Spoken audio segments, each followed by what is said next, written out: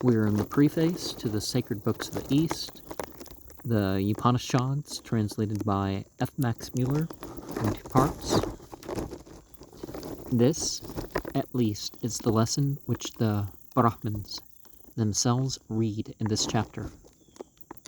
The Upanishad itself says, the Brahman is the same as the ether, which is around us, and the ether, which is around us, is the same as the ether, which is within us, and the ether, which is within, that is the ether within the heart. That ether in the heart is omnipresent and unchanging. He who knows this obtains omnipresent and unchangeable happiness. Khandogya Upanishad 3:12-7-9. And if we look at the ancient language of the Upanishads as representing mere attempts at finding expression for what their language could hardly express as yet, we shall, I think, be less inclined to disagree with the interpretation put on those ancient oracles by the later Vedanta philosophers. The Vedanta Sutras 1:1-22 are, at all events, we shall hesitate before we reject what is difficult to interpret as altogether devoid of meaning. And there's also what is best for us isn't necessarily what we like, or what is bad for us isn't necessarily what we dislike.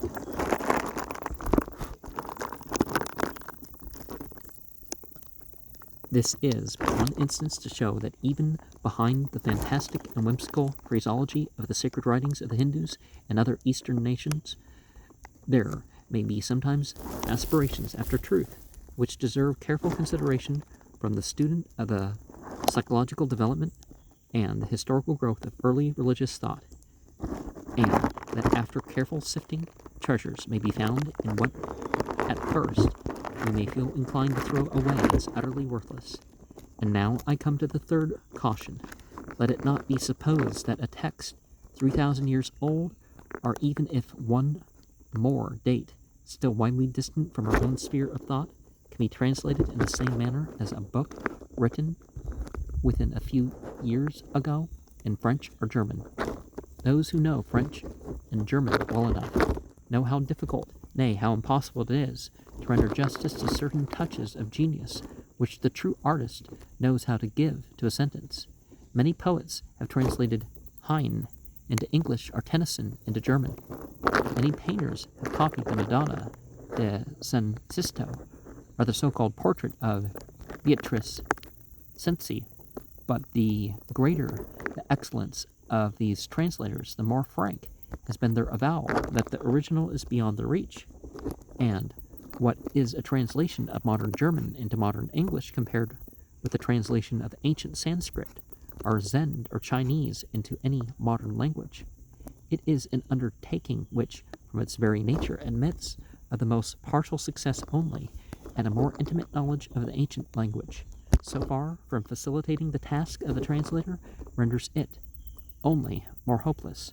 Modern words are round, ancient words are square, and we may as well hope to solve the quadrature of the circle as to express adequately the ancient thoughts of the Veda in modern English.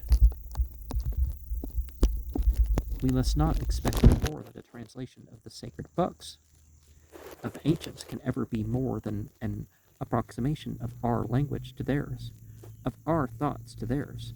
The translator, however, if he has once gained the conviction that it is impossible to translate old thought into modern speech without doing some violence, either to the one or to the other, will hardly hesitate in his choice between two evils. He will prefer to do some violence to language rather than to misrepresent old thoughts by clothing them in words which do not fit them.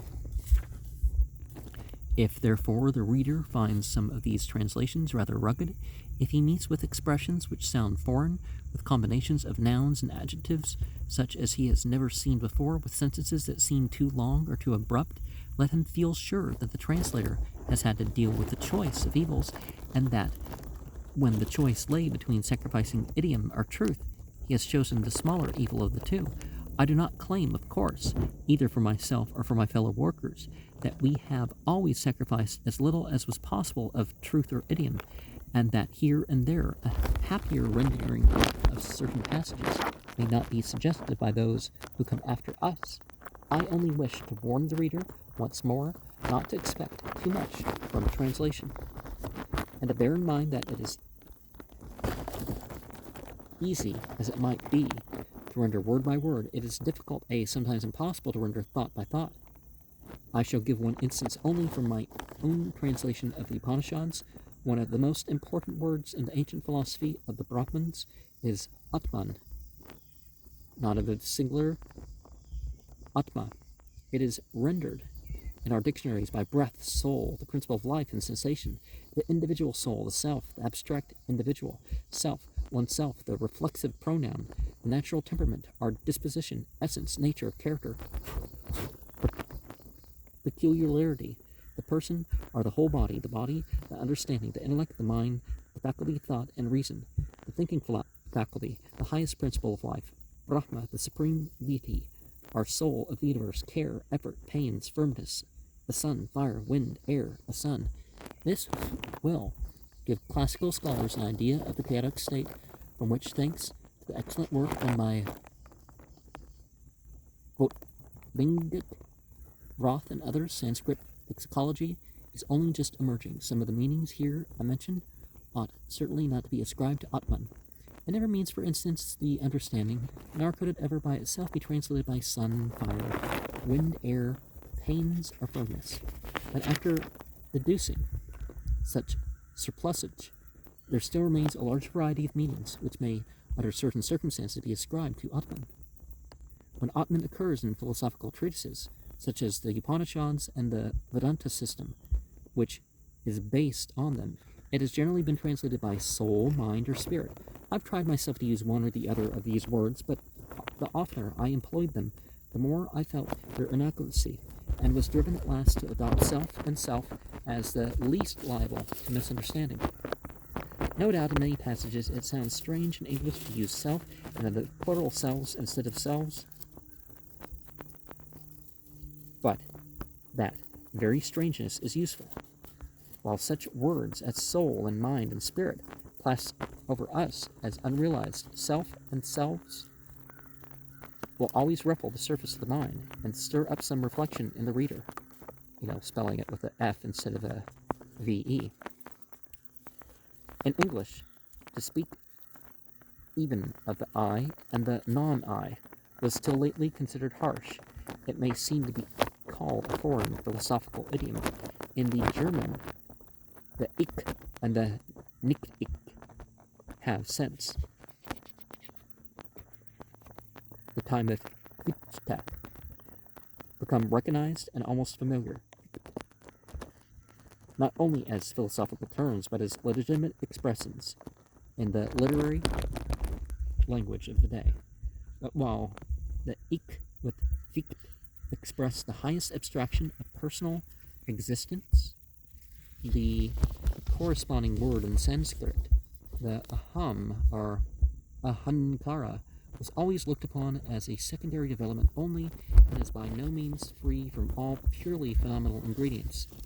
Beyond the aham or ego, with all its accidents and limitations such as sex, language, country, and religion, the ancient sages of India perceived from a very early time that Atman, or the self, independent of all such accidents.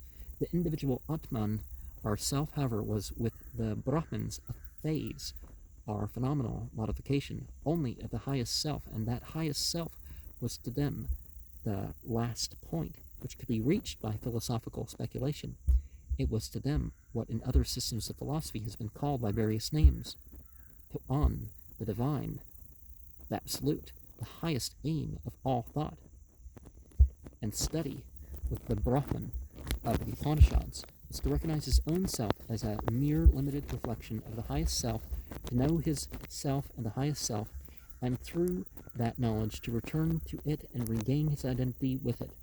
Here to know it was to be, to know the Atman was to be the Atman, and the reward of that highest knowledge after death was freedom from new births, or immortality.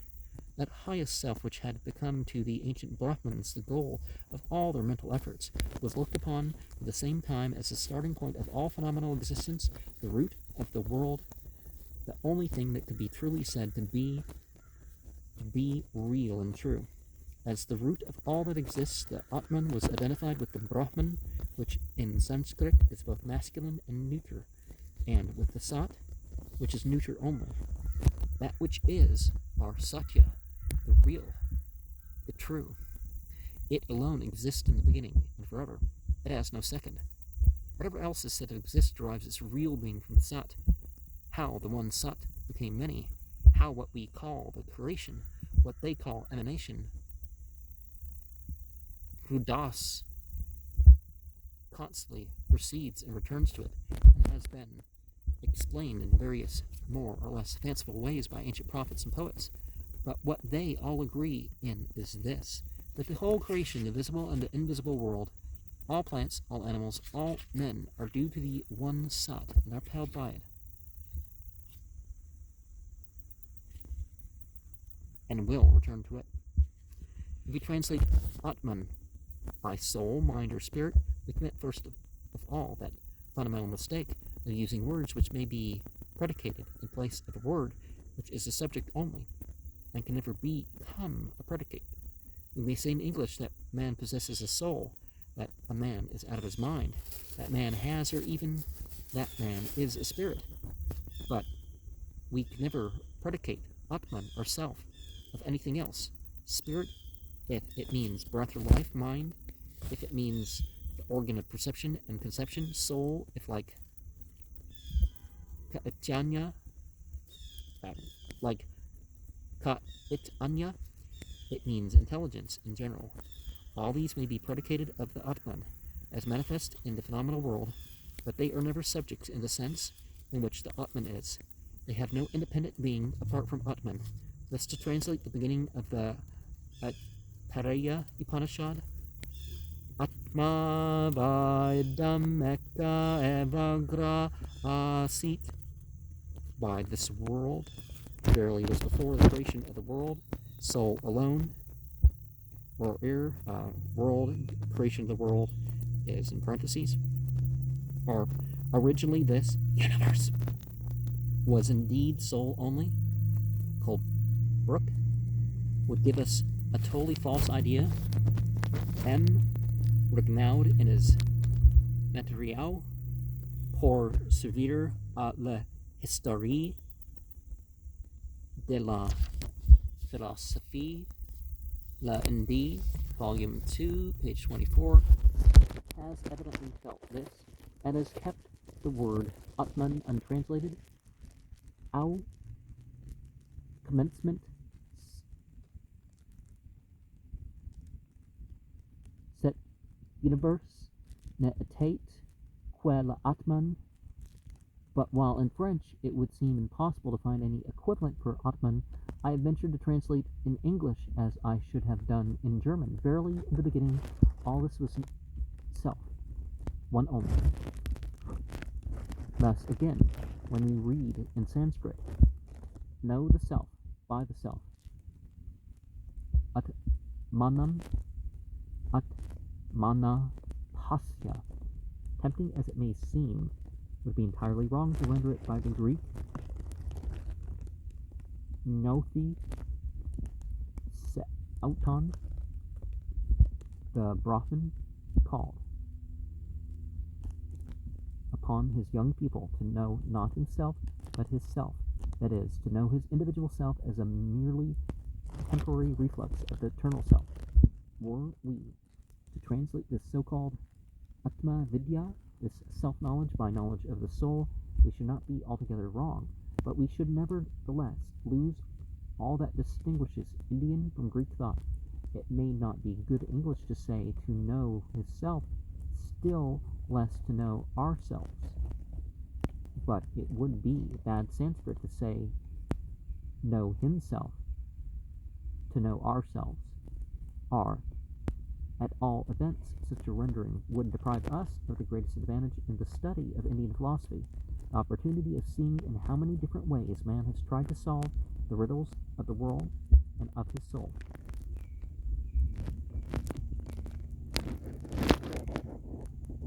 I have thought it best, therefore, to keep as close as possible to the Sanskrit original, and where I could not find an adequate term in English, I have often retained the Sanskrit word rather than use a misleading substitute.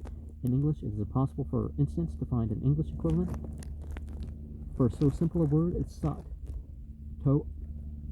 Ta'an, we cannot render the Greek ta'an and to mah'an by being or not being, for both are abstract nouns, nor by the being, for this would almost always convey the wrong impression. In German, it is easy to distinguish between das Sein, i.e. being in the abstract, and das Sein end, to on.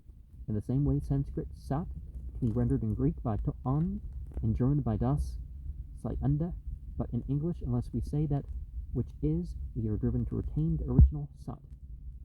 From this sat was derived in Sanskrit satya, meaning originally endowed with being, then true. This is an adjective, but the same word as a neuter is also used in the sense of truth as an abstract, and in translating it, very necessary always to distinguish between satyam, truth, frequently the same as sat, to on, and satyam, truth, veracity. One example will suffice to show how much the clearness of a translation depends on the right rendering of such words as Atman, Sat, and Satyam. In a dialogue between Udalaka and his son Savetaketu, in which the father tries to open his son's mind and to make him see man's true relation to the highest self, Khandogi Upanishad 6, the father first explains how the Sat produced what we should call the three elements, these fire, water, and earth, which he calls heat, water, and food. Having produced them, 6.2.4, the Sat entered into them, but not with its real nature, but only with its living self, 6.3.3, which as a reflection of Abba Samatram, of the real Sat, as the sun and the water is a reflection of the real Sat. Devatas, literally deities, but frequently to be translated by powers or beings. Mahadeva, Mureshvar Kunte, the learned editor of Vedanta Sutras, ought not to have rendered Devata in Khandogi Upanishad 1.11.5, my goddess. By this apparent union of the Sat with the three elements, every form, rupa, every name, naman, in the world was produced, and therefore he who knows the three elements is supposed to know everything in this world, nearly in the same manner in which the Greeks imagined that through a knowledge of the elements everything else became known. 6.4.7. The same three elements are shown to be the first constituent elements of man. 6.5. Food, or the earthly element, is supposed to produce not only the flesh, but also mind, water, not only blood, but also breath, heat, not only bone, but also speech. This is more or less fanciful. The important point, however, is this, that from the Brahmanic point of view, breath, speech, and mind are purely elemental or external instruments, and require the support of the living self, the Jivatman, before they can act.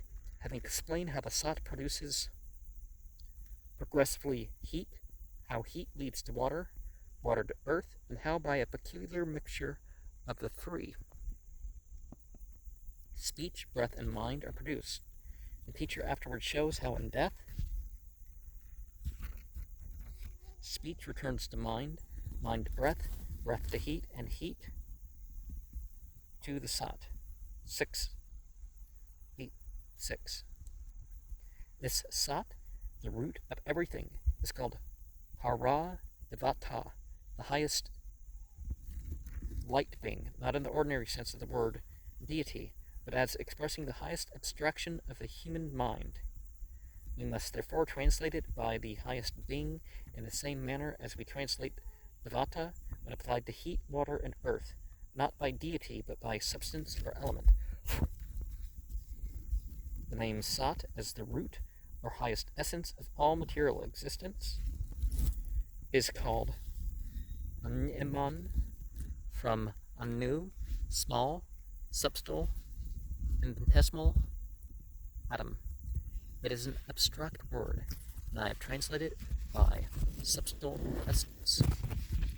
The Father then goes on explaining in various ways that this Sat is underlying all existence, and that we must learn to recognize it as the root not only of all the objective, but likewise of our own subjective existence. Bring the fruit of a groba tree, he says, break it, and what do you find? The seeds. The son replies, almost infinitesimal. Break one of them, and tell me what you see. Nothing, the son replies. And the father continues, my son, that subtle essence, which you do not see there, of that very essence, this great groba tree exists. After that follows this sentence. Et tata nyam idam sarvam tat satyam sa atma tatvam ase svetakato. This sentence has been rendered by Rajendrolal Mitra in the following way. All this universe has the supreme deity for its life. That deity is truth. He is the universal soul. Thou art he, O Svetakato. And the quill Duperon translates ipso hoc modo and illud est septo, et hoc omne unus atma est, et id verum et rectum est. O spatcit patumans id est, id atma to us. This translation is quite correct as far as the words go, but I doubt whether we can connect any definite thoughts with these words. In spite of the division adopted in the text, I believe it will be necessary to join in this sentence with the last words of the preceding paragraph. This is clear from the commentary and from later paragraphs where the sentence is repeated. Commentary of Scripture is that on Scripture itself, right? 694, the division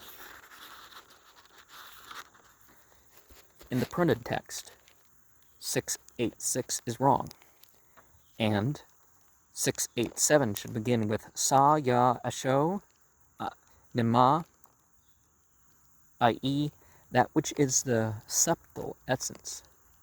The question then is, what is further to be said about this subtle essence?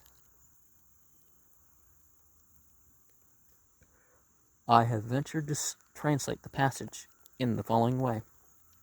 That which is the subtle essence, the Sat and the root of everything. In it, all that exists has itself, or more literally, its selfhood.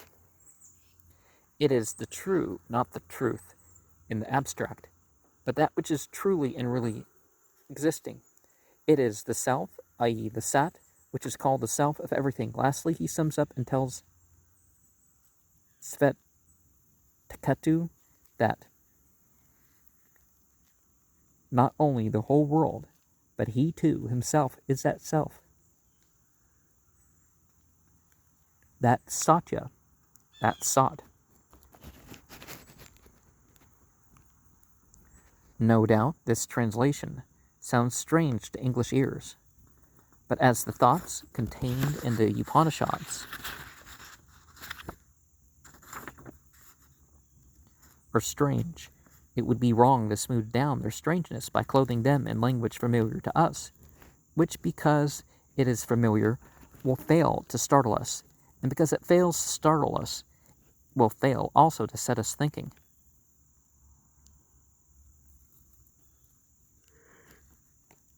The change of gender in sa for tad is idiomatic. One cannot say in Sanskrit, tad atma. It is the self, but sa atma. By sa, he, the sat, that which is meant, is. The commentary explains sa atma by tat sat, and continues tat sat tat devam ase. Page 43.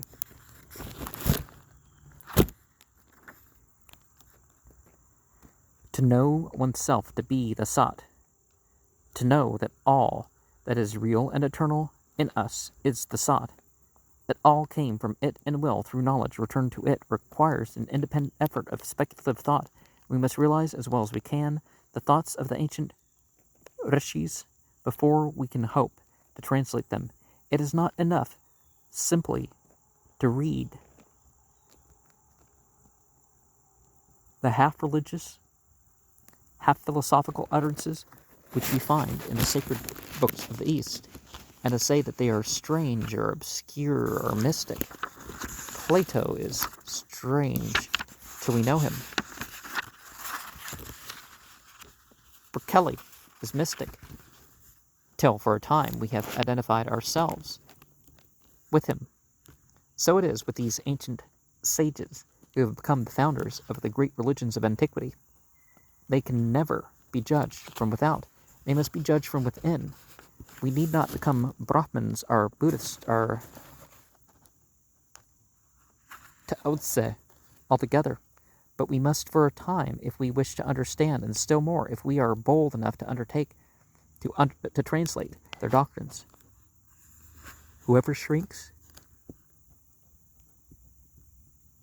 from that effort will see hardly anything in these sacred books or their translations but matter to wonder at or to laugh at, possibly something to make him thankful that he is not as other men. You know, there's that Jewish prayer about, thank God I was born a Jew and not a Gentile, and thank God I wasn't born a woman, and basically, you know, just thank you for not making me like other people. It's like, kind of figure out something higher than that, right? But the patient reader, these same books will, in spite of many drawbacks, open a new view of the history of the human race, of that one race to which we all belong, with all the fibers of our flesh, with all the fears and hopes of our soul. We cannot separate ourselves from those who believed in these sacred books. There is no specific difference between ourselves and the Brahmins, the Buddhists, the Zoroastrians, or the Taoiste. The powers of perceiving, of reasoning, and of believing may be more highly developed, but we cannot claim the possession of any verifying power, or of any power of belief which they did not possess as well. Shall we say then that they were forsaken of God, while we are his chosen people? God forbid. There is much, no doubt, in their sacred books which we should tolerate no longer, though we must not forget that there are portions in our own sacred books too. Well, he's speaking about the Bible, which many of us would wish to be absent. Well, when it comes to the Quran, people wish that things you're supposed to do or not do weren't there. Whether it's good for you or not, that's, again, it's not about whether you like it or not that makes it good or best or not good. Which from the earliest ages of Christianity have been regretted by theologians of undoubted piety, and which often prove a stumbling block to those who have been won over by our missionaries to the simple faith of Christ. But that is not the question. The question is whether there is or whether there is not hidden in every one of these sacred books something that could lift up the human heart from this earth to a higher world, something that could make man feel the presence of a higher power, something that could make him shrink from evil and incline to good, something to sustain him in the short journey through life with its bright moments of happiness and its long hours of terrible distress. If some of those who read and mark these translations learn how to discover some such precious grains in the sacred books of other nations, though hidden under heaps of rubbish, our labor will not have been in vain, for there is no lesson which at the present time seems more important than to learn that in every religion there are such precious grains that we must draw in every religion a broad distinction between what is essential and what is not, between the eternal and the temporary, between the divine and the human, and that, though the non-essential may fill many volumes, the essential can often be comprehended in a few words, but words on which hang all the law and the prophets. One knows the reference, right? That summary in the two commandments, the monotheism and the regard for the neighbor.